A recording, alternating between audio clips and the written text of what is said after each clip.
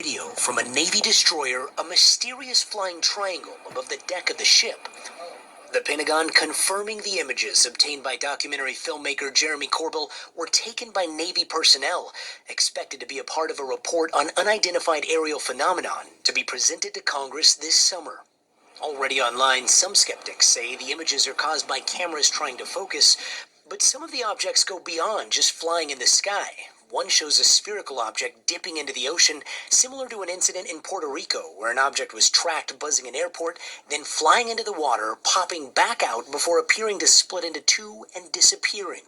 Over the last several weeks, some of the nation's top former intelligence officials have been raising eyebrows. Look at that thing.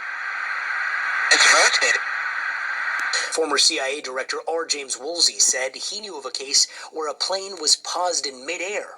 A friend of mine was able to have his aircraft stop at 40,000 feet or so and not continue operating as a normal aircraft. What was going on? In December, ex-CIA Director John Brennan said it was arrogant to believe there are no other forms of life other than the ones on Earth. And former intelligence chief John Ratcliffe says officials have been tracking technology beyond our capabilities. We're talking about objects picked up by satellite imagery that are difficult to explain.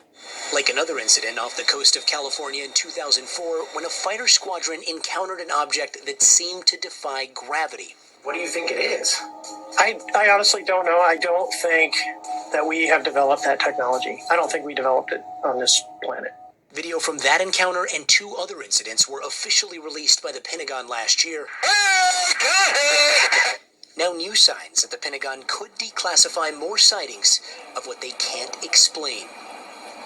And guys, now here's the thing about those last three F-18 videos. I recently asked the former director of the Advanced Aerial Threat Identification Program at the Pentagon, point blank, are those the only videos that the government has? He said no, those were probably the least compelling videos. And in some videos, you see an object about 50 feet away from the cockpit. Ooh. Guys. Okay, that's crazy.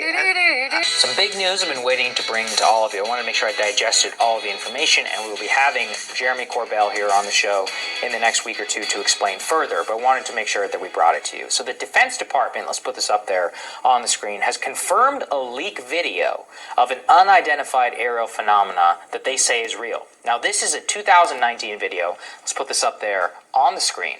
This video shows three triangle-shaped UFOs, which were filmed from the deck of a U.S. Navy craft, which was taken with cell phone video and was reported in 2019. And so what the Defense Department there has said in a statement to multiple news organizations said that these photos were real, that they were taken by Navy personnel. Quote, "As we have said before, to maintain operation security and to avoid disclosing information that may be useful to potential adversaries, DoD does not discuss publicly the details of either the observations or the examinations of reported incursions into our training ranges or designated airspace, including those incursions initially designated as UAP being unidentified aerial phenomena." So, Ryan, just the latest things that we've seen in terms of the UFO sightings, but this one was particularly significant because it showed three craft flying somewhat in formation right over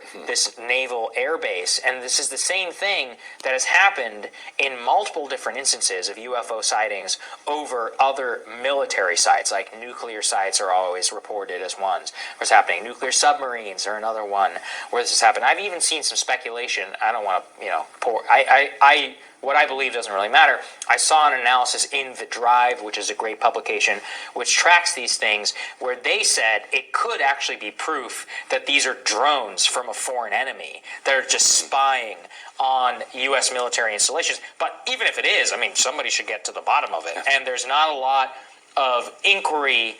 Basically what happens is they resign it to, these people are crackpots or something like that, when in reality there's something very significant going on here, in my opinion. It seems like we're seeing a lot more of it lately, and I'm curious from your perspective, who's been following a cell phone for longer. Yeah. You think it is a cell phone, so you think the activity has actually been fairly constant over Over how many years do you think? Probably 68, yeah, when was it? 1947, so since 1947, really. And look, But now we're capturing it. now we're capturing it. There's always been some photographic evidence, and there's been a lot of cover-ups in terms of what the government there has been saying. But one of the ones that I showed you, that the last time that you and I talked about UFOs, was that object, which was again captured with, and that's the other thing, is as high-def cameras began to get better, and you can snap a picture from a cockpit, the one leaked photo that came out showed that one object off in the side. Some people thought it was a balloon, but that I think that explanation doesn't hold ground, as at least from what I have seen. Allegedly, there's another photo inside the U.S. government, which is highly classified, which is just totally crazy. Much closer up, but that one hasn't leaked yet. DOD sources and others have confirmed it was real. It was made known to me that some of our coverage actually has been discussed in the DOD. That's all I can really say about that.